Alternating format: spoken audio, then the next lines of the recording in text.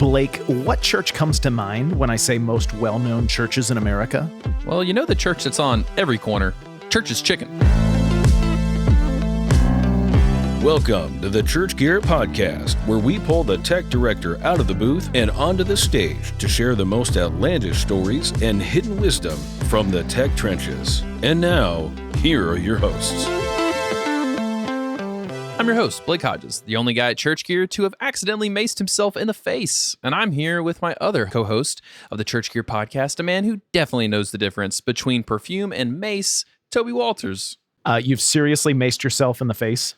Yeah, so you know how your parents will put stuff up on the fridge when you're young and you shouldn't touch that stuff because it's on the fridge? I touched that stuff. I was like, what's up here? Your parents had mace on the fridge? My mom did. And so I was like, I see this and I think, oh, it's perfume. And so I'm like, I sprayed in my hand because I want to smell it. And then I put it up to my nose. And the next thing I know, I'm running outside screaming because my face is on fire. Wow. So was your mom using this mace on your dad? Was he trying to get a little posy? So she was... Oh, I'm sure she'd use the opposite.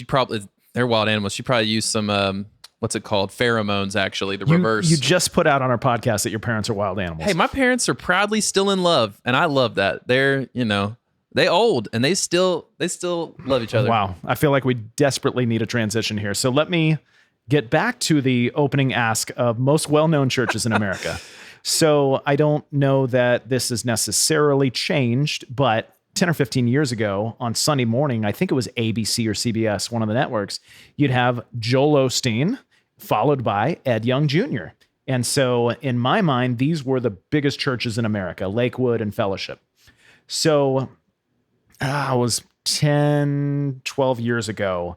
I was leading worship at a church in Houston on a Sunday morning, and Shelly, my wife, and I, we went out to Houston on Saturday afternoon, and the church was going to put us up in a hotel on Saturday night, and we thought to ourselves, well, we're in Houston on a weekend. Let's go see what this Lakewood thing is all about. So we went to the Saturday night service, and you get there, and Blake, it's in like the former Houston Rockets arena. Oh, nice. Yeah. So it's a basketball arena, seats 18,000 people.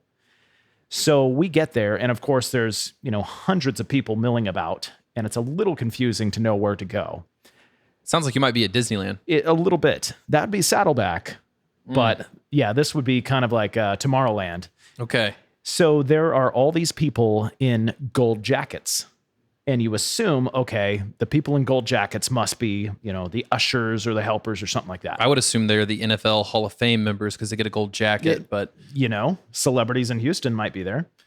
So I go up to one of the people in a gold jacket, and of course, I have no shame. You know this about me. Oh, same. My wife's like, please don't embarrass us. I said, no, I got this. We're fine.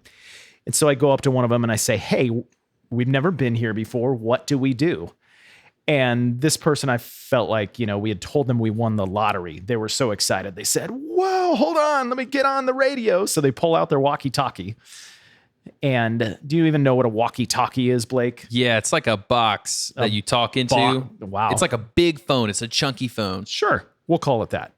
So they get on the radio and they say, we've got some VIPs coming. Please, make way. So they escort us to this private elevator, and we go in this elevator and they take us all the way down to the floor. It's like being on the floor of a basketball arena. I mean, it's not hardwood court, but if you ever been in arena, there's the floor and then there's like stadium seating that goes up all around it. So they take us down to the floor and then they escort us up to the front. I think it was about 20 rows, and they pull back the velvet rope. Oh my goodness. They literally had velvet ropes for the front 20 rows for VIPs. At some point, a Chick-fil-A marketing person hung out with this church and was like, here's how you bring someone in and make them feel special.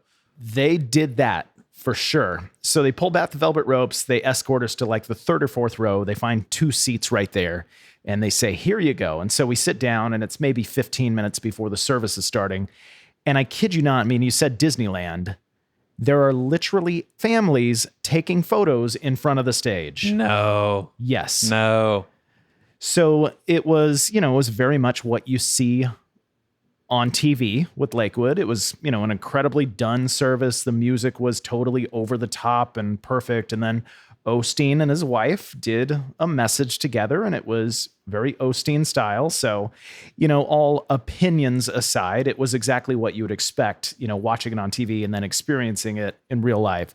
It was quite the show. Well, it's nice when something is actually as you expect it. Most things in life are never as good, or they're much below. So it's cool to have it just be right at expectations. So I hit Lakewood, and then you still got Fellowship, because these two follow each other on TV for years. So I thought, okay, well, someday I got to see Fellowship as well.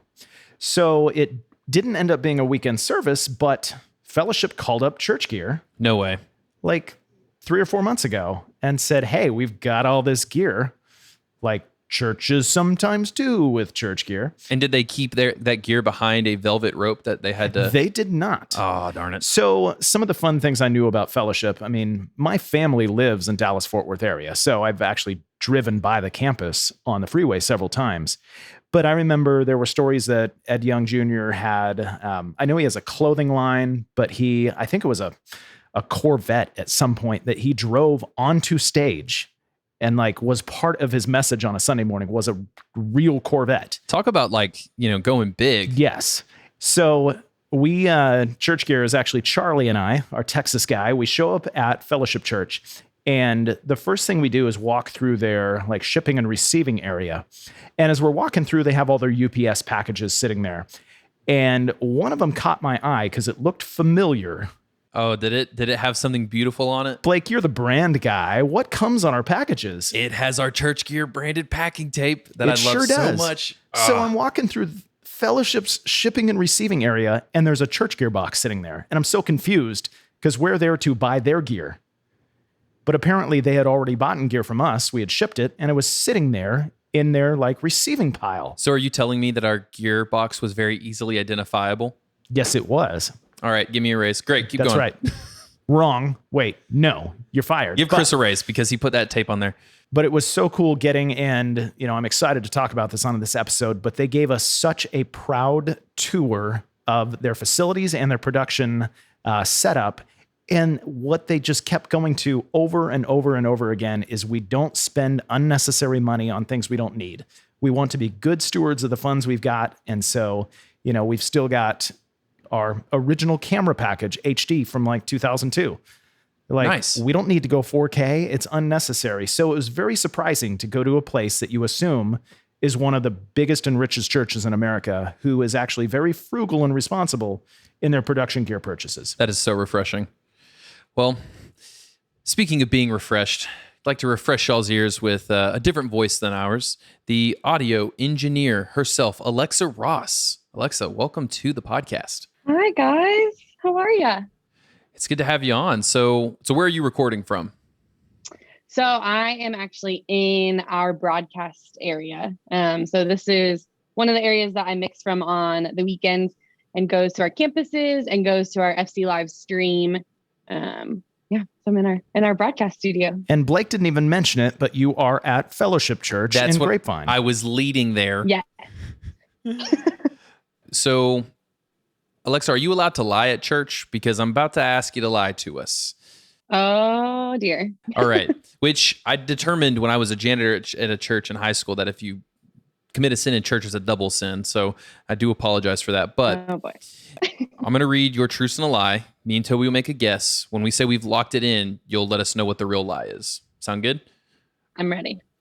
All right. Number 1. I once had to escort a 13-year-old fangirl off the stage at an Andy Grammer show. Was that you, Blake? Were you that 13-year-old fangirl? I do put a wig on sometimes to go to shows and not be judged. Number 2. At the Chicago Bears Christmas party, I had a player ask if I could refill his drink, but I handed him a microphone instead. Wow. Tech since birth. Let's find out. I want this to be so true. Yeah. I started mixing when I was in 7th grade. I bet that one's true. When I was in 8th grade, Ben Folds, monitor engineer, offered me a job to come out on the road with them. Now, Blake, do you know who Ben Folds is? He's a great musician. Yes. That's who he is. Way to cover up your lack of knowledge. So, okay, this is great because this is like that time that you got offered to go out on the road with Red Hot Chili Peppers. Okay, I've lost count. Number 5, I think. I mixed monitors for Bret Michaels, the head singer of Poison, and was offered a job on the road. People are trying to get you to go on tour, Alexa. I mean, and here you are. You're still very clearly working at Grapevine. And then number 6, I have a K through 6 teaching license and a master's in nonprofit administration. Alexa, I was really hyped to have you on the podcast because you're really cool and you're a tech director. And now I have deep regrets because you're so accomplished and you're 26. You're making me look terrible. This is great. Okay, so we got to figure out this lie. Now, another question is, do you know who Poison is or Bret Michaels, Blake? I know that the one is a band and one will kill you. No, Bret Michaels isn't the band. Poison is the band. Oh, well. Gosh, your cultural awareness is shockingly limited. This is real. Last night, my buddy Ben Davis texted me and he said, "You don't know who Tool is?" And was just grilling me. So he was listening to an episode of ours. I was like, oh no, my friends are starting Alexa, to see. this is not a bit we do. Blake doesn't know anything about pop culture. It's scary. I'm a movie critic, but I don't follow music that much. Yeah, I'm a movie critic for everything Adam Sandler made after 2014. That's actually a really good joke, so I have no rebuttal. That was good. All right, let's get this lie, because I really want a lot of these stories, because all of these but one are true. Okay. I'm gonna just guess that the lie is that she started mixing when she was in 7th grade. I feel like the rest of it, I all want that to be true. And I feel like she's just throwing us an easy one. No, I actually started when I was in 10th grade or something like that. The number does typically, that's where they throw you. I'm going to say it was the Chicago Bears Christmas party because it was actually a Dallas game, but she changed the NFL team name. All right. Our lies are locked in. What is the lie, Alexa? So it's actually that when I was in 9th grade, Ben Folds' monitor engineer offered me a job. I was not in 8th grade, but all the rest of them are very, very true. Wow. She got us both. Yeah. Yeah. Okay. So were you the brick that Ben Folds sung about? And you know that song, "She's a brick and I'm drowning slowly"? Because you turned him down? Yeah. Yeah, they were not pleased that I said no, but I was a freshman in high school and felt like I can't drive a car. I probably shouldn't go out on the road yet. Okay, so how in the world did Ben Folds' team get your name as a freshman in high school? So I every year do a really big jazz festival in Indiana, and we had him out one year to the jazz festival, and I've become really good friends with a lot of the people who kind of put on this festival. And so Ben's Folds guys were out, and we had just solved a lot of issues for them. They had all kinds of travel issues, all kinds of crazy things kind of happened to them in the middle of summer. And so they walked in super late from a rehearsal, or what was supposed to be a rehearsal.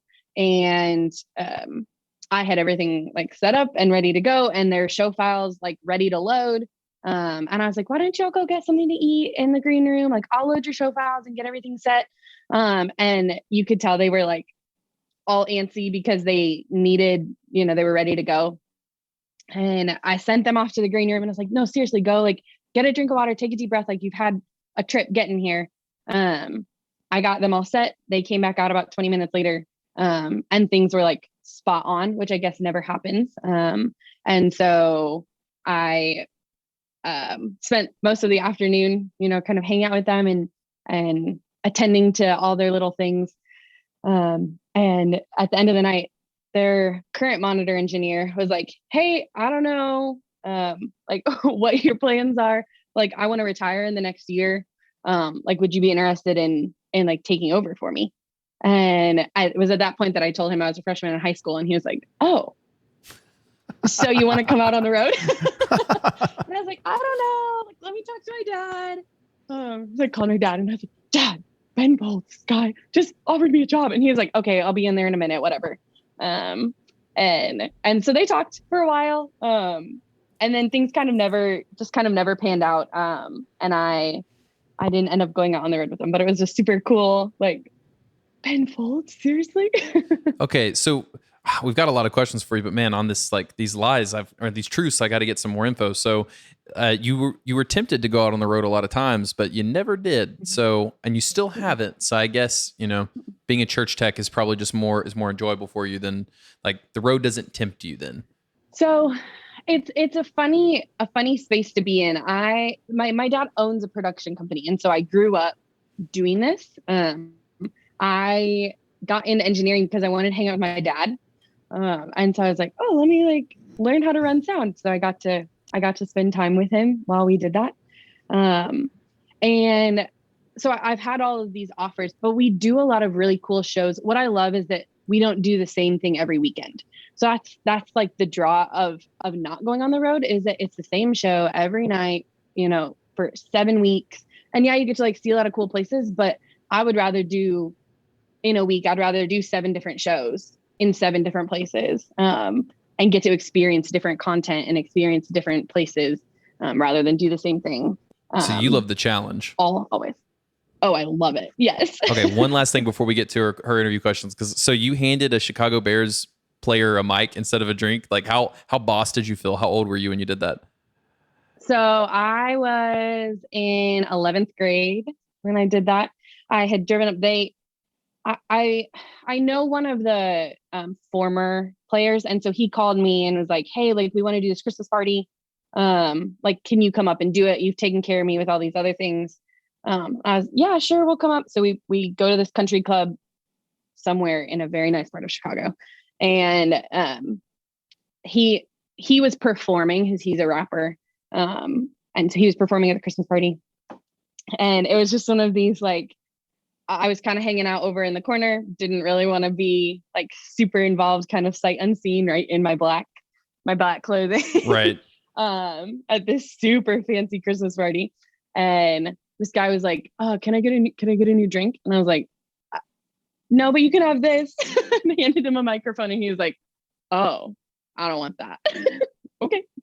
You could have said anything in that moment, but you didn't want it. That is so satisfying. So then, what is it like going from mixing monitors for guys like Bret Michaels to mixing monitors at Fellowship? I mean, those are pretty big different things, I would imagine. Well, first off, there's about 110 dB difference. Bret Fellowship's louder, right? Stage. Yeah, for sure. I mean, Ed Young is a rock star. He is. And he likes it loud, which I'm all about. Bret Michaels does not use in-ears. So he has 2 minimum requirement of 2 15-inch wedges in front of him, and then side fill. And so it runs about 110, 120 dB on the stage, from years of running it that loud. He just needs it loud. And I literally take the microphone and stick it into the wedge. That my favorite compliment I think I've ever gotten while running monitors is, it didn't feedback once when Bret was singing. That never happens. I was like, oh my gosh, that's incredible. It's a miracle worker right there. Yeah. So at Fellowship, we're all on in-ears. So my stage volume is a lot less, and I can control things quite a bit more. There's no wedge for you to stick your vocal mic into. I would also say Bret Michaels, I was right there with him on stage. Some of the stages we were on, I could reach out and touch him. Wow. Right. Versus at Fellowship, I'm behind a curtain.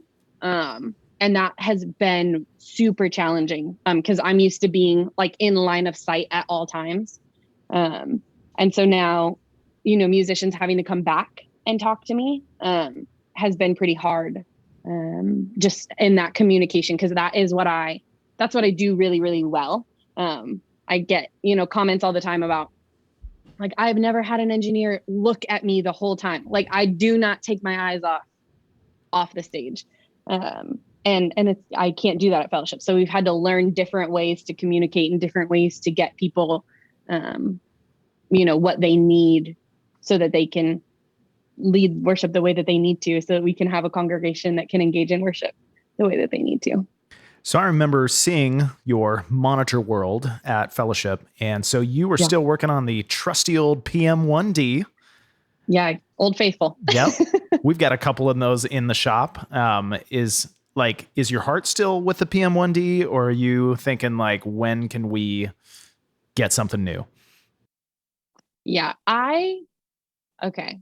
I'm gonna make some enemies. I love the PM1D. I really do. It does what I need it to do for this moment. It has some quirks. It has some things that I'm like, oh, okay. Like I have like several faders that don't even like work. I'm in the process of putting new ones in, but it's a whole ordeal. But it also has so many inputs that it's not a huge deal because I can still fit all 64 channels of my snake into the desk and not worry that there's a couple faders that are a little weird. So I think that the PM1D has served us so well for so long. The desk is older than I am, which is so funny. Wow. I know. That's amazing. I know. I know one of our guys at Church Gear, he was a monitor engineer on the road for years. And anytime we ask him, favorite board of all time, he's like, just give me a PM1D and a bunch of 58s. And that's all I need in this world. Yeah. It sounds so good, right? Like there's a reason Bon Jovi only tours with a PM5D. Like it sounds incredible. Yeah, but it's definitely shows its age. When she described that board, she was like, it gets me what I need. It's kind of quirky. Kind of sounds like what that board is to Alexa. I am to you, Toby, gets you what you need. Kind of quirky. Kind of quirky is the understatement of the year, Blake. All right. I was fishing for a compliment there. I didn't pull up anything, but now let's talk about a tech issue that Blake wouldn't understand, but I think it's a moment of education for him. And I know the words to say the question. Well, I want to explain the context is that Fellowship is like half a mile from DFW Airport, one of the largest airports in the world. And now ask the question, Blake, and let's have Alexa educate you. Oh, let's do it. So how does being right next to the DFW airport affect your wireless frequency issues? And is it tough being that close to, the Dallas Cowboys? Because, terrible team, just a terrible, godforsaken team. Terrible. So the airport causes me a headache on a daily basis. It's a huge deal. So I run 8 channels of Axient. I run 28 channels of ULXD, and then another 30 channels of PSM 900s. So I have a ton of wireless in the building, and that's just in my worship center. Plus then like in my student wing and my kids wing, they all have wireless. It's insane. So the airport is a huge deal. I scan about every 2 weeks. I do a frequency scan, and just see what's here because it's always changing. It's always moving. And truthfully, Sunday mornings are worse frequency wise. If I do a scan, than if I do it like in the middle of the week, which is very confusing to me. And I don't fully understand, like why that is. But I spend a lot of time and a lot of energy nailing down frequencies, trying to get things in, which is sort of our push now to move towards Axient, right? Because Axient takes such a smaller width out of your pie, right? If you imagine wireless frequencies as a piece of pie, and you can have all of these things. I can get in a normal slice of pie, which would be like a ULXD or a PSM 900, right? It might be, this size. Well, in that size triangle, I can get 3 or 4 bands of Axient. And so you get a lot more as the frequencies start to go down. And then, the government selling off T-Mobile, or to T-Mobile, and that 600, that really messed us up. Mm-hmm. I had to swap out a bunch of gear for that. Yeah. I love, it's tricky. We see posts all the time of churches saying, hey, I have this old 600 series. Can I still use it? And then of course you have, 50,000 comments that come. And, if you're in Podunk, Indiana, is somebody going to come knocking on your door for your 600 wireless series? No. But I'm guessing if you are broadcasting right next to DFW Airport, you might get in a little bit of trouble. Yeah.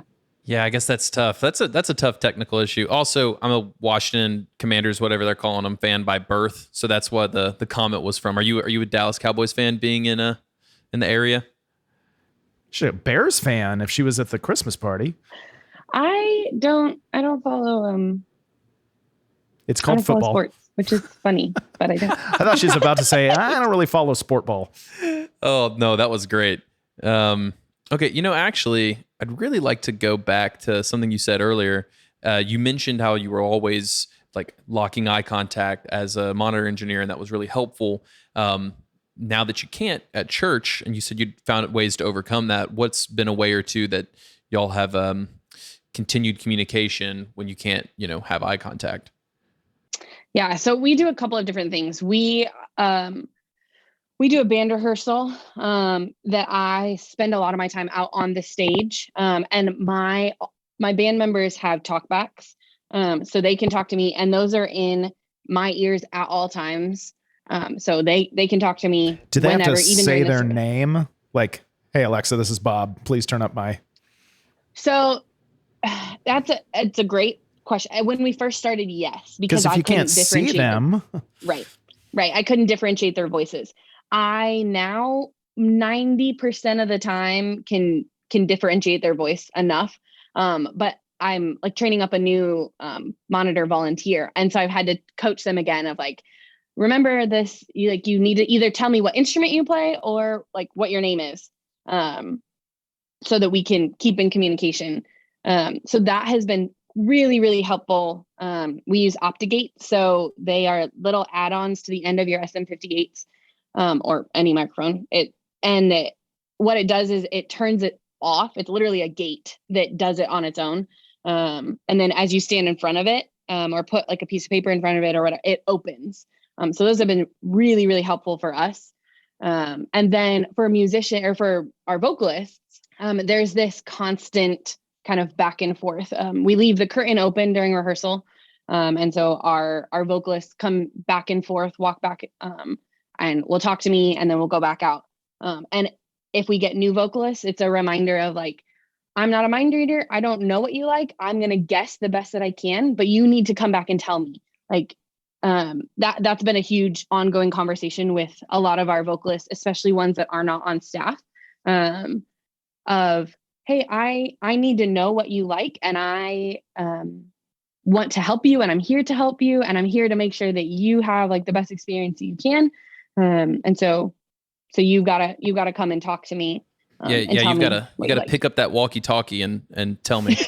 That box. Pick it up. Pick up the fat phone. So going back to what I had said about, kind of being impressed by the tour when I was there that you guys gave me and the pride you had, obviously you have a huge production going, but it seems like you found a way to maximize a budget even in that large a production. So, talk to us about what your guys' approach is and then how that can also translate to other churches that are trying to figure out where to spend dollars and where they shouldn't. Yeah. I think that is a huge conversation. I think we have leaders that have a lot of discernment about like what's important right now. We have a lot of discussions about like, is that mission critical? Is that weekend critical? So at one of our campuses this week, they dropped one of their handhelds and the antenna is no longer transmitting. That's weekend critical, right? So I pushed POs through this week, and by about 2:30 today, need to order a replacement stick for them. That's weekend critical. It's worth the $600. We're going to buy that. Conversely this week also had an appointment or a meeting with some integrators at our Dallas campus about, hey, are we, we're looking to maybe upgrade our outdoor audio. Is that something we're interested in? Okay. They got a number back to me and I'm like, okay, for that number, I take that to our executive staff and say like, hey, this is the number. I think this is high. I think this number is high. I think we could buy the materials and I could install it and just have them come in and program and tune it, for this money. Like, does that feel realistic? So it's a lot of presentation to, my boss and that team of, does this feel worth it? Does this feel mission critical? Does this for the gospel? Is somebody not going to hear the gospel this weekend because of X, Y, and Z? If the answer is even remotely yes, we will not hesitate to pull that trigger. If it's like, well, maybe, or is this a value we hold? Is this a hospitality value we hold? Is this going to enhance someone's experience? Yeah. Okay, well, then let's get it done. Or can it enhance somebody's experience in 6 weeks? I think frequently from finance, we'll hear like, hey, we love this. We want to do this. Can it wait 6 weeks? And then we need to determine, yeah, stand panels in a classroom that could wait 6 weeks. That's fine. It's not, somebody's not going to hear the gospel, not going to hear the gospel because they don't have sound panels in a kid's classroom, right? Yeah, unless you don't know how to say sound panels, then they can't hear it. Right, then they hear nothing. Words are hard. Sound pan symbols. There you go. You did it well, Blake. Great. Okay, what's the next big, Fellowship is dreaming and planning for this particular system overhaul? What's coming in the next year or two? Yeah, the non-Sunday critical, the dream. Yeah. So funny enough, we are in the very beginning stages of ripping out our entire control room. So we are going to upgrade, like you said earlier, Toby, we have the same cameras from 2002, the same they were cutting edge in 2002 and they were so very expensive and we've used them for 20 years. So we're in the process of upgrading those cameras. We're in the process of upgrading our switchers. And then, so that's kind of like tier 1, tier 2, tier 3. We're getting new audio consoles. So hopefully by spring of 23, so next spring, I'll have new desks, new snakes. I have a lot of crosstalk in my snakes just because the building is old. And there are bugs here in Texas, which I'm not from Texas. So I was like, oh, these bugs are big here. There are scorpions in Texas. Yeah, they're huge. Creepy. Man. Okay, yeah. All the techs out there want to know, what consoles are you planning to upgrade to? Yeah, so we're planning to go to Quantums, digital Quantums. So Tech, yeah. Yeah. I want 3 matching, right? So in broadcast right now, I have a profile, and I'm actually submixing, funny enough, don't tell anybody, I'm submixing on a wing, because I needed more inputs. So I submix on a wing. A wing? How embarrassing. Yeah, and I know. Don't tell anyone. We won't tell anyone. Don't worry. It's just the 3 of us here. We didn't hit record.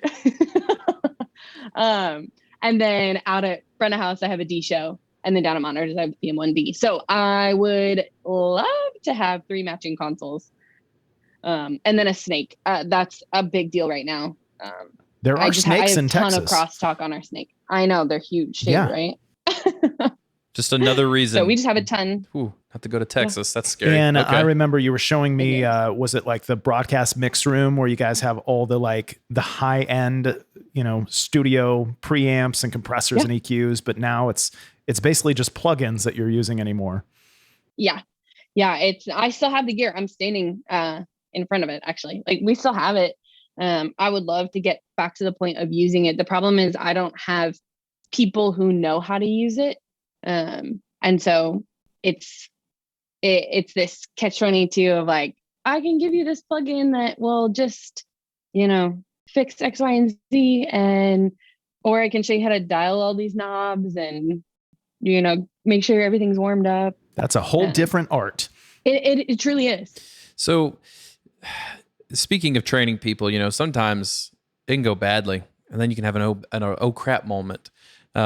So we love asking people, when you've been in the game as long as you have, heck, it sounds like you've been mixing since you were in kindergarten at this point.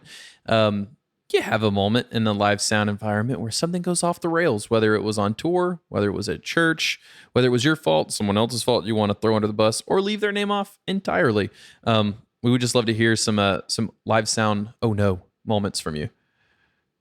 Yeah.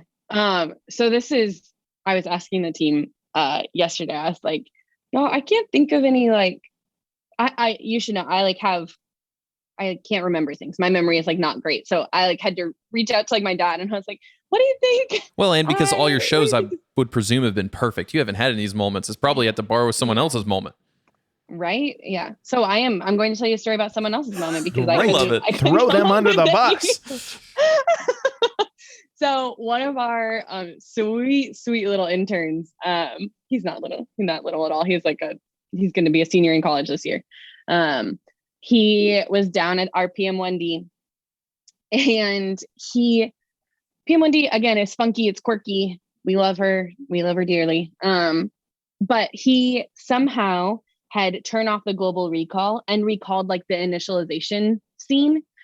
So it wiped everything. And the global recall function on that desk means that you then can't recall anything else. So he initialized the console, essentially taking it back to factory reset. And then had clicked this button that, unbeknownst to us, he clicked, and it's like pretty buried in some menus. And so couldn't recall anything. There were 5 minutes until we like started our service. And back then at Fellowship, and still now, we run on a clock. And when you hit 0, you're live with campuses. So you can't be late. There's no like, hey, we got to push 5 minutes. Hey, we got to wait. Hey, we'll just like, let me see if we can figure this out. No. Like 0 is 0. We got to move. Ed's going to be driving that Corvette out onto stage at, moment 0. Literally. Yeah. Moment 0. And campuses are going to tune in. So if you're in the middle of a worship song, they're going to hear the middle of a worship song. So it was like, okay, well, we're going for it. So we sent the band out, we sent musicians out, and they had no ears for the whole first up top worship set. And we were like, they just fell off like their ears, like someone cut them off like Peter with a sword. Yep. So finally, after some digging, after some like frantic, I think we made a few phone calls to like past engineers who were like really good at the PM1D, and we're like, listen, we need some SOS help right now. And finally found this global recall function and selected that. And so then by the second half of the set, they had them back. But definitely a moment I was glad that I did not hit the button. SOS, we are seriously out of service. Help. Yes. Oh no. Well, that's fun. So Alexa, that was a oh crap moment. Let's go to a tech yeah moment. Like, this is going great. We call this our tech takeaway at the end of each episode, where we'd love to hear some advice that is like purely Alexa Ross. Like, she's the one who knows this. Like, it's kind of your, the PM1D is quirky. This is your kind of quirky tidbit of knowledge that you're like, I figured this out and it really works well for me. These can be philosophical. Most of the times they are. It could be technical. It could be just whatever it is, any tiny detail or massive detail that goes into making your Sunday service better that you swear by. I think for us, it's communication. I tell my staff and my team and the people that I support, right? Because ultimately I am in a support role. I'm not out there leading worship, but if I don't do what I do well, like they can't lead well. And so I tell them all the time, I can make miracles happen, but I need to have all the pieces. So you have to be open with me. You have to be honest with me. We're talking about Easter and we're talking about like potential special guests. And I was like, I need to know if you are going to have a special guest, even if you think for a moment we might have a special guest. If it doesn't work out, totally fine.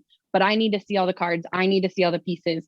Include me in the loop on things. If you want to change the way a guitar sounds, I'm totally down. I'm 100% in. I just got to know so that I can set you up for success.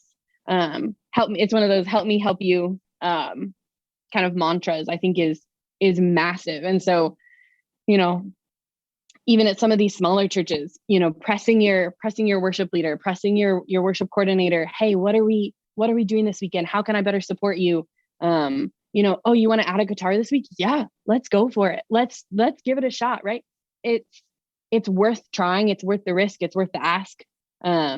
Because I'm ultimately in a support role, and I want you to have the best service that you possibly can, so that we can share the gospel, so we can spread the gospel to people. I can make magic happen. I just need all the pieces. That might be a blog post right there. Like that looks like a great header image to a think piece right there. That's awesome. Mm-hmm. Do you have any plugs? Anything you'd like to, let people know about if they enjoyed, hanging out with you here and they want some more Alexa Ross in their life? you want a little more Alexa in your life, I don't know, you're going to have to call me. But we do love. Hey, Alexa? Yes. Yes. My parents are always like, I'm so sorry. We didn't know in 1996 that was going to be a thing. Named after Billy Joel's daughter. So there we go. Fun tidbit for you. Yeah. Just Ed Young Radio. And then we have a new podcast starting called Dumb Ask, ASK podcast. You got to put that K in there. And you do. It's a very important K. What's it about? All about like leadership and asking big questions, asking dangerous questions that, and trusting that the Lord is going to, receive those and listen and hear those well. So. That's awesome. I love that. I really love that title. That's really funny. Yeah. We really appreciate you coming on. Yeah. Thank you for having me. Thanks for listening. And hey, congratulations on surviving Sunday. If you happen to make it through next Sunday as well, join us again for your weekly Tech Breather. Blake, I'm trying to imagine you in the Ed Young signature jeans, and I just feel like they wouldn't quite fit your frame. I mean, Ed is like tall and good looking and built, and you are you. Yeah, I would really wear them if it had, juicy written across the butt cheeks like my women's sweatpants do. It might. I mean, lucky, not juicy. I don't know for sure what Ed Young puts in his signature jean line, but do you know what Ed Young does every single week? He puts his great, pair of boots on the table while he's wearing those jeans, and he texts a friend. He says, hey, just got done listening to the Church Gear podcast this week. I bet you would love it. I bet you would. Tech yeah. Tech yeah. So send that text to your buddy right now, that church tech that needs to hear these funny stories and encouraging words. Just say, hey, listen to this. It's great. Tech yeah.